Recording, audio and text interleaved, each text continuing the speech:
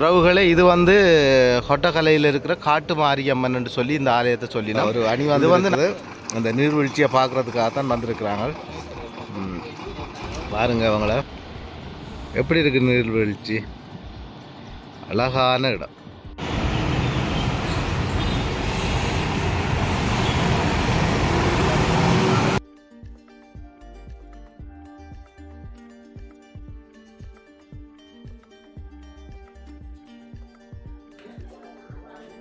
நாங்கள் இப்போ நிற்கிறது வந்து கொட்டகலை காட்டு மாரியம்மன் என்ற ஆலயத்தில் நிற்கிறோம். இது வந்து இந்தியத்தை பொறுத்தளவில் இது ஒரு முக்கியமான ஆலயம். இவையால் சொல்லப்படுகின்ற ஒரு நாங்கள் சிலர்கிட்ட கேட்டறிஞ்சதுக்கு அமைவாக இது வந்து இந்தியாவிலிருந்து வந்த மக்கள் முதலாக ஆரம்பிக்கப்பட்ட ஒரு ஆலயம் என்று சொல்லினோம். இது வந்து ஒரு பெருங்காடாக இருந்ததால் இந்த இடத்துல வந்து அவங்கள ஒரு ஆலயத்தை அமைத்து இங்கே தான் அவங்களோட வழிபாட்டு முறையை ஆரம்பித்தான்னு சொல்லியும். ஆனால் நாங்கள் நிற்கிற இடம் இப்போ என்னென்னா இது ஆலயம் இல்லை. ஆலயத்துக்கு ஆகுறது எத்தனை கிலோமீட்டர் போகணும்? ஒரு 5 கிலோமீட்டர். ஆலயத்துக்கு வந்து 5 கிலோமீட்டர் போகணும். 5 கிலோமீட்டர் இந்த பாருங்க படி தெரியுது. இதில் போகணும். நான் எங்களுக்கு போகல. அது போய் வந்தோம்னா நாங்கள் சில இடங்களை உங்களுக்கு காட்டலாது. தொடர்ந்து நாங்கள் ஒரு இடங்கள் காட்டுறதுக்கு இருக்கிறோம். எங்களோட வந்தாக்களே நான் உங்களுக்கு அறிமுகப்படுத்தோம். வாங்கிஞ்சால பவுனியாவிலேருந்து வந்திருக்கிறேன். வணக்கம். வணக்கம். இணைப்பாளர். அடுத்த இன்னொரு நாளையும் நான் காட்ட போகிறோம். நீங்கள் மாறி கேமரா பிடிச்சிங்கன்னா அவரை காட்டலாம். ரைட், ஓகே, கட்டாயம். இப்போ நாங்கள் வந்து கேமராமேன் அனுசன் அவர்களையும் நாங்கள் காட்டுறோம். இது வந்து கொட்டகலை பத்தனன்ற ஒரு சொல்லியிடம் தான்.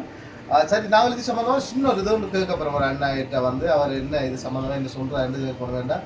இதெல்லாம் எங்களுக்கு புதுசு. இந்த மலையில பார்க்க புதுசாக தான் எல்லாமே பயமாக. இந்த இடம் வந்து கிராமிய வழிபாடு முறையில் வந்து அம்மனுக்கு ஒரு ஆரம்ப காலத்தில் வந்து அண்ணன் சொன்ன மாதிரி வந்து கிராமிய வழிபாட்டு முறை வந்து நடந்தான் கீழே இருக்குது. வேற பெரிய ஆடம்பரமான கோயிலில் பெரிய பில்டிங் சொல்லுவாங்க இல்லை. வெறுமனே ஒரு கிராமிய வழிபாட்டு முறைக்கான ஒரு அடையாளத்தோட தான் அங்கே இருக்கிறோம். ஆனால் இது மட்டும் இல்லை, இன்னும் நிறைய ஆலயங்களை உங்களுக்கு காட்ட போகிறோம். தொடர்ந்து எங்களை காணொலியோட இறங்கிருங்க.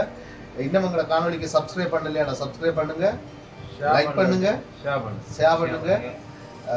மற்றவங்களுக்கு நீங்கள் சொல்றதனூட ஷேர் பண்றதனூடாக அவங்களும் இந்த இடங்களை அறிஞ்சு கொள்வாங்க. நிச்சயமா வருவாங்க இப்படியான இடங்களுக்குன்னு சொல்லி கேட்டு வாங்க தொடர்ந்து பார்ப்போம். உறவுகளே, இது வந்து கொட்டக்கலையில் இருக்கிற காட்டு மாரியம்மன் என்று சொல்லி இந்த ஆலயத்தை சொல்லினோம். இது வந்து நாங்கள் இப்போ மேலே வந்து இன்றோ தான் காட்டுறோம். இது வந்து ஆலயத்துக்கு போகிறோம்டா நேமான தூரம் கீழே இறங்கணும். இது ஏன் நான் இதை சொல்கிறேன்டா, இவியல் சொல்லினோம் இந்தியாவிலிருந்து வந்த மக்கள் முதல் வந்து உருவாக்கின ஆலயம் என்று சொல்லினோம். இந்த ஆலயத்தை தான் இங்கே உருவாக்கினவங்க. ஏன்டா காடுன்று இருந்தபடியாக காட்டு மாரியம்மன் சொல்லி இந்த ஆலயத்தை உருவாக்கினதாக சொல்கிறாங்க.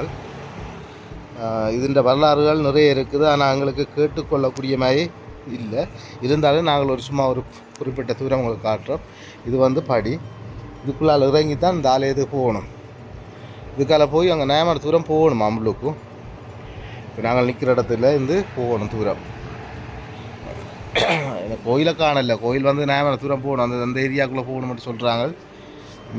காட்டு மாரியம்மன். நாங்கள் அடுத்தது இந்த நுவரேலியாவில் இருக்கிற சீத்தையம்மன் கோயிலுக்கு போகிற பிளானில் இருக்கிறோம். ஆனால் அதை பார்ப்போம்.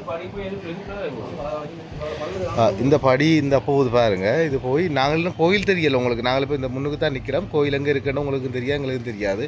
இது எங்கேயோ ஒரு இடத்துல இருக்குது. அங்கே பாருங்க, இங்கே அதில் ஆட்டோ போகுது மேலுக்கு. அங்கே இந்த அதுக்குள்ளே ஒரு வாகனம் போகுது. அங்கே பாருங்க, எங்கெல்லாம் வீடு இருக்குன்றது உங்களுக்கு தெரியுது பார்க்க. அடுத்தது இன்னொரு மரம் இதை காட்டப்புறம் இந்த பெரிய மரங்கள் இருக்குதான் இந்த மண்ணுக்கு. இது என்ன மரம் தெரியுமா உங்களுக்கு? இதில் ரயில்வே தண்டவாளத்துக்கு போகிற அந்த ஸ்லிப்பர் கட்டைகள் வந்து இந்த மரத்தில் தான் எடுக்கிறேன்னு சொல்லினா பாருங்கள் இப்படி மரங்கள் உண்டு. சரி, நாங்கள் இதை தொடர்ந்து நாங்கள் வேறு இடங்களை உங்களுக்கு இதோட சேர்த்து காட்டுறதுக்கு இருக்கிறோம். வாங்க பார்ப்போம்.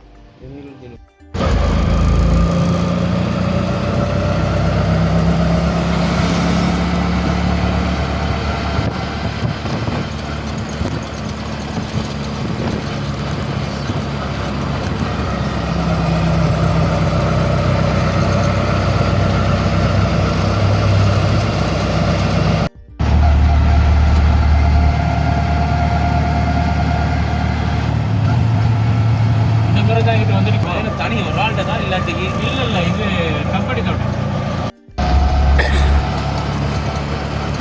நாங்கள் சீத்தையம்மன் ஹோட்டலோட உள்ளுக்கு போனால் ஒரு 2 பிரைவேட் ஹோட்டல் இருக்குது.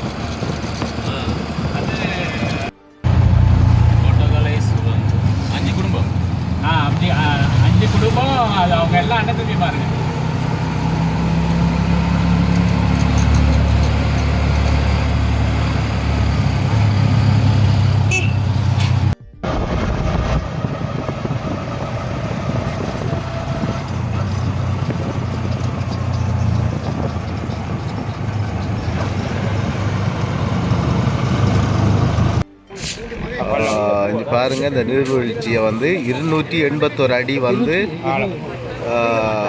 ஆழத்தில் வந்து இந்த நீர்வீழ்ச்சி இருக்குது. இது வந்து கொட்டகலையில் இருக்குது. கொட்டகலை என்னன்னு சொல்கிற இந்த இடத்த டெவன் நீர்வீழ்ச்சி.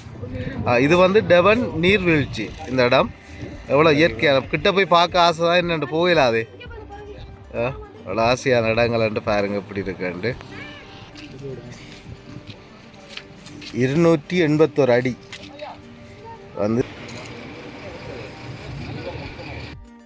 இங்கே பாருங்கள் வெள்ளைக்கார ஒரு அணி வந்து இருக்குது. அந்த நீர்வீழ்ச்சியை பார்க்குறதுக்காக தான் வந்திருக்கிறாங்க. பாருங்கள் அவங்கள.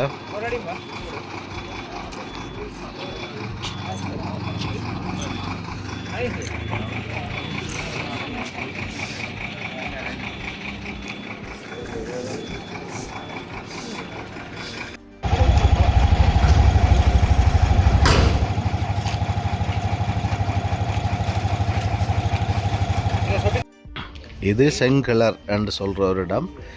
இதுக்கும் வந்து ஒரு ஒரு ஒரு நீர்வீழ்ச்சி உள்ள இடம்தான். அந்த மலை வந்து அந்த பீதுரு காலமலைன்னு சொல்லி நீங்கள் படிச்சிருப்பீங்கள். அந்த மலை தான் அந்த முன்னுக்கு தெரிகிற மலை. இது வந்து சிவனொளி பாத மலையை விட பெரிய மலைன்னு சொல்லினோம். உயரம் கூடின மலை. இந்த நீர்வீழ்ச்சி தான் அந்த இதுவும் ஒரு நீர்வீழ்ச்சி தான். ஆனால் இதில் தண்ணி குறைவாக வருது. என்ன அங்கே பூட்டி இருக்கிறாங்களாம், அதில் கொஞ்சம் குறைவாக தண்ணி வந்து கொண்டிருக்கு. இதில்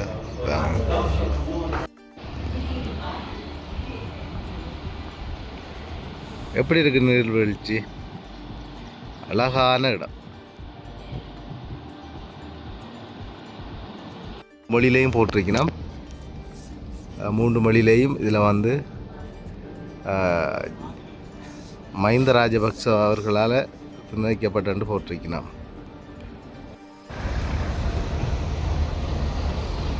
எதுக்காக போகுது?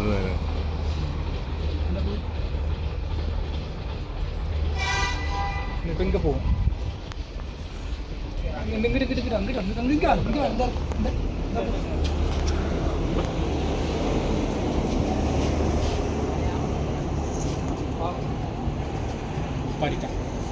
அந்த மலை தான் அங்கே தெரிகிற மலை. ஆனால் இதில் வந்து ஒரு நீர்வீழ்ச்சி இருக்குது. இந்த நீர்வீழ்ச்சி சத்தம் தான் இப்போ எங்களுக்கு கேட்டுக்கொண்டிருக்குது. ஆனால் உண்மையில் இந்த இடமெல்லாம் பார்க்க எங்களுக்கு சந்தோஷமாக இருக்கிற இடம். இப்படியான இடங்களை நாங்கள் வாழ்க்கையில் இதுக்கு முதல் பார்த்ததே இல்லை. இப்போ தான் முதல் தடவை. மிகப்பெரிய மலை இலக்கையில். அதை விட இது வந்து சிவனொளி பாத மலையை விட பெரிய மலைன்னு சொல்லி நம்ம அது எங்களுக்கு ஆர்வம். நான் நினைக்கிறேன் தொடர்ந்து ஏறினங்களுக்கு 6 மணி தேலம் பிடிச்சது. அப்போ இப்போ இதை பார்க்க எங்களுக்கு நான் நினைக்கிறேன் கதை சரி வேறவே இயலாது. ஆனால் இப்படியான இடங்கள் எல்லாம் உங்களுக்கு நாங்கள் காட்ட இருக்கிறோம். உண்மையில் இயற்கை வளங்கள் உள்ள இந்த மலையக மக்களின் முக்கியமான வாழ்வு சம்பந்தமான விடயங்கள் எல்லாம் நாங்கள் உங்களுக்கு காட்டுறதுக்கு இருக்கிறோம். தொடர்ந்து எங்களை காணொலியோட எந்த ஸ்ட்ரெஸ்ஸான மனுஷன் இங்கே வந்தாலும் நிம்மதியா வாழலாம். அந்த அளவுக்கு நிம்மதியா வாழலாம், சந்தோஷமா வாழலாம். இப்படி எதை பார்த்தாலும் எங்களுக்கு உண்மையில ஒரு அதுல எங்களை அறியாமல் ஒரு யாருமே ஃபீல் பண்ண மாட்டாங்க இங்க வந்தாங்க. நல்ல வெயில். ஆனா வெயில் எதிர்பார்த்தோம்டா குளிர் காத்து அடிச்சு ஒரு பக்கத்தால வெயில் இருந்தாலும் இன்னொரு பக்கத்தால குளிர் காத்து வந்து வித்தியாசமான ஒரு புத்துணர்வு. தொடர்ந்து பார்ப்போம். இன்னொரு விஷயம் இதை காட்டுவோம், கண்டிப்பா காட்டத்தான். என்னத்துக்காக இதை அமைச்சிருக்காங்கன்னா இதுதான் மின்சார உற்பத்திக்காக வந்து சுழற்சி முறையில அந்த நீர்வீழ்ச்சியில வந்து நீர் தண்ணி இதுல விழுந்தோடனே இது சுழல் இல்ல இது சுழல், இது மாடல், இது சுத்தம், இது சுத்தாது. இங்க சுத்தமா போய் சுத்துறது இல்லையா? இதெல்லாம் தண்ணி தான். இதுக்குள்ளெல்லாம் தண்ணி விடும். தண்ணி அவுட் தண்ணி இதுல வருமா அப்படி இருக்கலாம். இதுல தண்ணி விழ இது சுத்தத்தான் இது வேறு சைஸ் தண்ணி வேற. அதே இதுல வந்து நம்ம வந்து என்ன சொல்றது விஞ்ஞானம் அப்படி ஆராய்ச்சி பார்த்தாலும் இது சொல்லல. இது இந்த இடத்துல இல்ல நீர்வீழ்ச்சி வந்து இதுல விழுமண்ணா. இந்த இதுல விழுந்தோன்னு இது சுத்து சுழல இதுக்குள்ளதான் டைனமோ செட்டப் இருக்கு. அதுல தான் கரண்ட் பாஸ் ஆகி டைனமோல வந்து சேவாகி இந்த இது மாடல் தான். இது இப்ப எங்க இருக்குது? அந்த இடத்துல இல்ல இங்க இருக்கு. மாடலுக்கு வச்சுக்கலாம். பவர் ஸ்டேஷனுக்கு இங்க இருந்து 12 கிலோமீட்டர் கொத்மலைக்கு தான் போய் இருக்குது. அதுல மாடல் தான் இங்க வச்சிருக்காங்க. ரைட், தொடர்ந்து நாங்கள் வேறு இடங்கள் எல்லாம் பார்ப்போம். வாங்க சுவாரஸ்யமான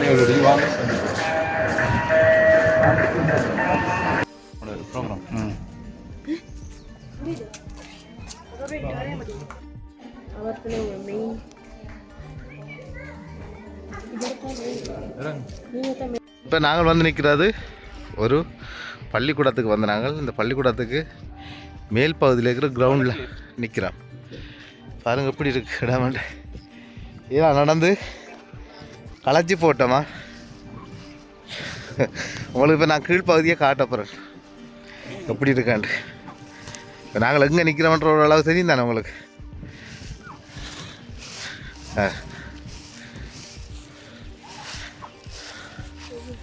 பாருங்க எப்படி இருக்காண்டு. பவந்தலாவியா பகவத்தைக்கு போகுது என்ன